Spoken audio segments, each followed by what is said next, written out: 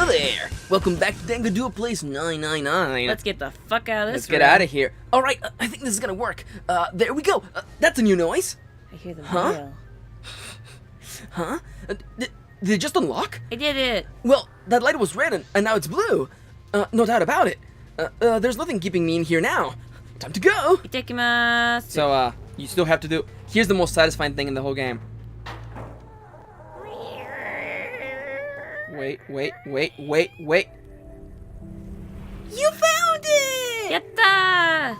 I did it. You did it! I did it. Hooray! Oh god, there's more water. Accompanied by water. a wall of angry water, Junpei shot out of the room and into the opposing wall. This is so cute. Yeah. Gasping to catch his breath, he looked around. He was in a narrow hallway. Just ship the Titanic. What? The water that had followed him out of the room was rapidly pouring out of the door. It flowed quickly down the hallway and slammed into the foot of the short flight of stairs. Just 5 steps, in fact. That's a small stair. And at the bottom of this short staircase... Another door. A door! Another door! And another Junpei one. leapt up the stairs, straight for the door. I hate having wet pants. Yeah, I know, yeah. The door burst open, and Junpei exploded out of it, only to freeze in his tracks. What other possible response could there be to what he saw? What the hell? No voice, his voice trailed off, and all he could do was stare. Fancy. A polished floor stretched out before him. Ornate staircases rising up from the edges, each one of them equidistant from the others. Equidistant, excuse me. The stairs and pillars were solid wood, and Art Nouveau embellishments and decorations covered the walls and pillars. He got this from his mandatory art history class he had to take in college. Yeah. No, he's probably an art major for all we know. Okay. He kind of looks like an art major. He does. It looked like nothing so much as the entrance to a luxurious mansion from the early 1900s. Junpei couldn't help but wonder, was he really in a ship? The water quickly filling the hallway behind him suggested that yes, he was. Or at least underwater. As he looked, a fresh wave rolled out of the room he had been in, gathering speed as it moved towards the stairs. Better close that door. Yeah, that's what I thought. This is totally a... Wait, what the hell? A wave? Close the door! Cowabunga! Shit! I gotta get out of here! Junpei spun around, his wet shoes squeaking in protest on the polished floor, and ran towards the tremendous staircase in front of him. Running. C deck. More like D deck. Thank you. We're gonna go to D deck eventually. B deck. But B we're deck. going up. As he ran, he glanced quickly at the plates mounted on the wall, denoting the decks of the ship. Presumably. He took the stairs 2 at a time, not entirely sure where he would find himself. Just go to the top. Just as he began to wonder where, in fact, the stairs did lead. Boom! Junpei saw another person out of the corner of his eye. He stopped short, nearly tripping over the next stair, and looked. It wasn't just one person he had seen. On the landing to the left of the stairs, there were 4 people staring at him. And wait, there's more! And on the right side, 3 more. All told, there were 7 of them. That's not 9. It looked as though they had been on their way down the stairs. They had stopped short when they saw Junpei, their eyes wide. He had done the same, of course, and now they stood there staring at one another. Junpei didn't move, one foot placed awkwardly on the next step, in the middle of a stride. Who were these people? The entire interaction lasted only a matter of seconds. The woman spoke to Junpei, and time began to move again. I guess there's another one of us now. The woman was dressed, Junpei thought, rather like a dancer. Brackets, very important. Her clothes covered very little, and her prodigious jewelry little more. My nips are cold. Hey you, come on. Hurry. With no further ceremony, she ran straight past Junpei and towards the doors behind him. The sudden proximity of a woman with such striking assets left Junpei momentarily stunned. All the blood ran to his... But the others wasted no time and quickly followed this strange woman. The first to pass Junpei was a young man with silver hair. Very important. He He threw a quick glance in Junpei's direction as he ran, muttering, "One of us, huh?" Following him was an older man, his face calm and without fear. Soft wrinkles sprouted from his eyes, and he came close enough as he passed for Junpei to see wisps of gray in his hair. His composure and shock of hair struck Junpei as rather like that of an elderly lion. "Going up won't do any good. There are 2 doors, but neither of them will open." The next to speak was a girl with pink hair and a high voice. Come on! Are you coming? You gotta hurry! That voice is so good. Her small hand was wrapped around the wrist of another man. His eyes were closed, as though he were sleeping. His features were graceful, almost serene, and he was dressed rather elegantly for someone his age. Something about his posture seemed very refined, and Junpei couldn't help feeling he was noble and dignified, somehow. He had certainly never seen one, but this man seemed like what Junpei had always imagined a prince would be. "That's 9 of us, then. All of the cards are in hand." What does all the cards in the hand mean? He wondered. Junpei opened his mouth to ask what the other man had meant, but the girl with pink hair rushed past him, and they were gone. He turned just in time to see 2 more people running towards him. One of them had hair like a bird's nest, and looked as though a stiff breeze might topple him, and the other was a veritable mountain of a man. The scrawny one said nothing, and scuttled past Junpei, as though he were running from something. Oh, yeah, what the hell you standing there for? It's pretty good. Did you not hear him? Huh? The doors on A deck no good. We go check doors on B deck, yeah? Got it? Now go! The italicized text always gets me. It's cute. It's trying really hard. It is. Before he had a chance to respond, the man laid a massive hand on Junpei's shoulder. With no more effort than Junpei would have used to brush aside a fly, the man shoved him out of the way. Shush. Whoa! Thrown off balance by the man and recent events, it took Junpei a few steps to get his bearings. He finally regained his balance, then looked up at what the other 7 had been running towards. Ah, more doors. There were 2 pairs of large iron doors set into the wall in front of him. They looked quite sturdy, and each had handles jutting from them. Written across the surface of each door in red paint was a number. 4. Oh, the door on the right had a 4. And the door on the left had a 5. We already solved this puzzle. They are the same. The guy Junpei had decided to call Silver was mumbling to himself. The room I woke up in, the room I woke up in had oh my god. The room I woke up in had a number on it too, just like that.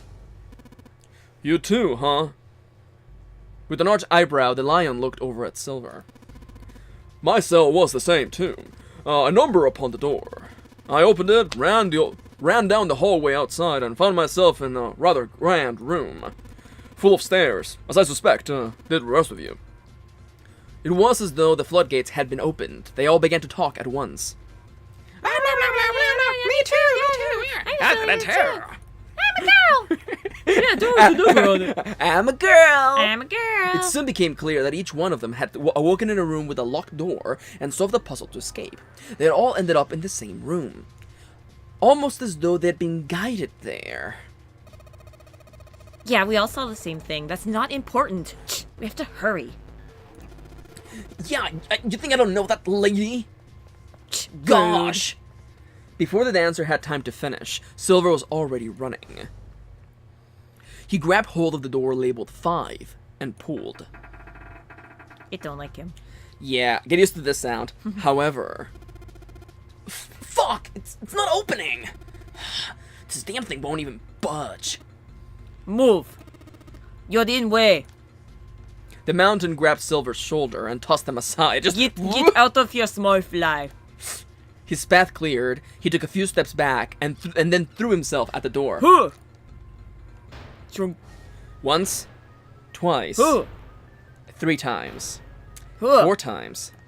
gotta be 5 times. The door shook as his body yeah, that's the puzzle right there. Slammed Yeah. into it, but showed no signs of breaking or opening.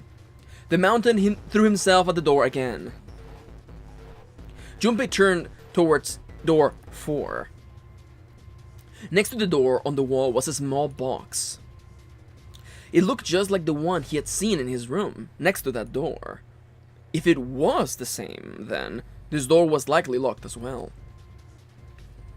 Still, he had to check. Junpei grabbed a handle, it's because it's still okay, and threw all his weight into it. It was locked as tight as the door next to it, as he had expected. Damn it! Junpei punched the door. And his hands broke again. It did not respond. What an asshole! God. 5, can you believe this shit? Were these the only doors? He wondered. He had barely finished the thought when the sea deck plate he had passed on his way up sprang, unbidden to his mind. His body moved before he had time to think. Junpei turned and ran back towards the stairs. He had scarcely taken a step when, at the top of the stairs, next to an ornate clock embedded in the wall, he saw a person. It was a girl. I've never seen a girl before. She looked to be the same age as Junpei. He froze, unable to look away from her face. He wasn't confounded by her beauty, or something equally silly. No, there was another reason he couldn't take his eyes off of the girl. Junpei had seen her somewhere before. Oh, I'm a fashion model. He couldn't quite remember where, but he knew. Did you just do like a Rise? No, I was doing a Danganronpa. God damn it. reference. He knew he had met her before. The girl, too, stared at Junpei, similarly stunned. Her response suggested she had seen him before as well. Without saying a word, Junpei walked slowly towards her. Enough of this sinking ship bullshit. She didn't move. It was almost as though she was held in place by some sort of magical spell. As Junpei stopped... Like Perpetuus Totalis. Yes, exactly, Yeah, exactly. I just butchered that, it's fine. What supernatural elements in the story onto her landing? The spell broke. Crunch. No sooner had he set his foot down than the whole ship shook a second time. Oh. The quake caught the girl unprepared, and she fell. Moving on instinct, Junpei leapt to catch her. Or so he thought. Oh, shit! Ow! Ow! Ah!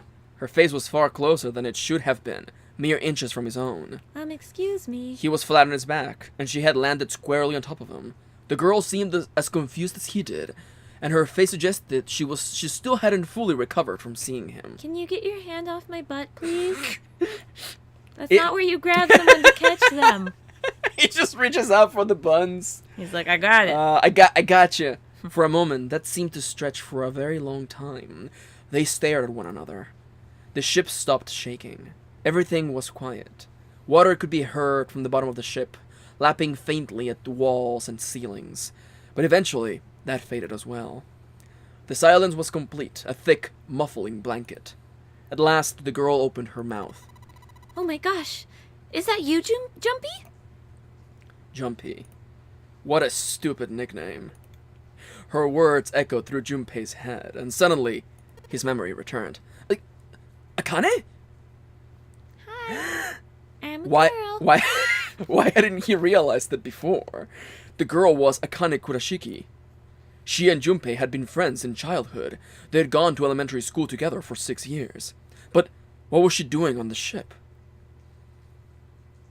Her soft eyes were only inches away from his own. He could feel the warmth of her face. Feelings he had thought long forgotten began to work their way to the surface. Don't look at my pants. Oh, no!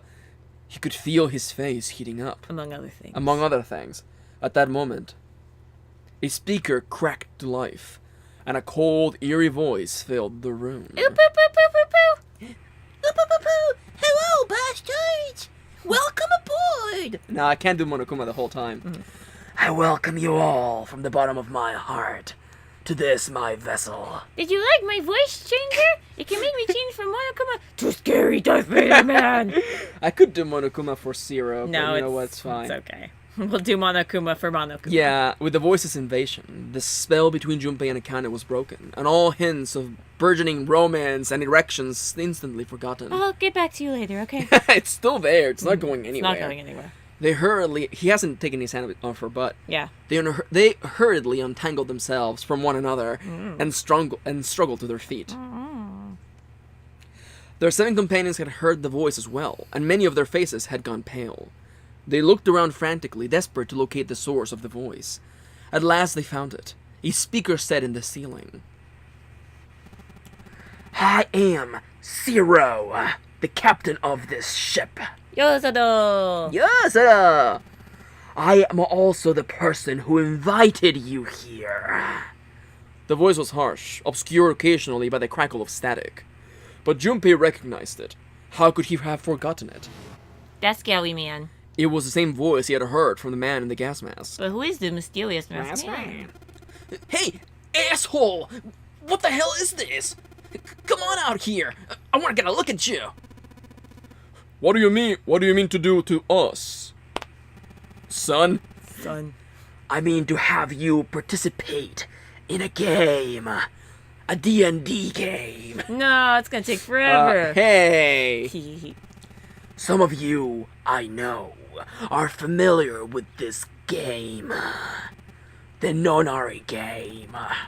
It is a game where you will put your life on the line. Yeah, we know this game already. You said this exact same dialogue when you kidnapped us. Like a fucking psycho. Nonary game? She seems to be confused. What the hell is that? The voice continued, implacable. Implacable. The rules of the Nonary game can be found upon your persons. They are simple rules. Read them. And weep. Nonary game? Hey, there's something in my pocket. Check this out. Oh, it's my penis. Silver reached into his pocket and pulled out a small slip of paper. Yeah, whatever. The rest of them reached into their own pockets and She pulled out does- similar slips of Okay, the paper. dancer does not have pockets. Yeah, let's be real here. She Let's does be not. real. Unless she's talking about her boob pockets. Shh, we'll see.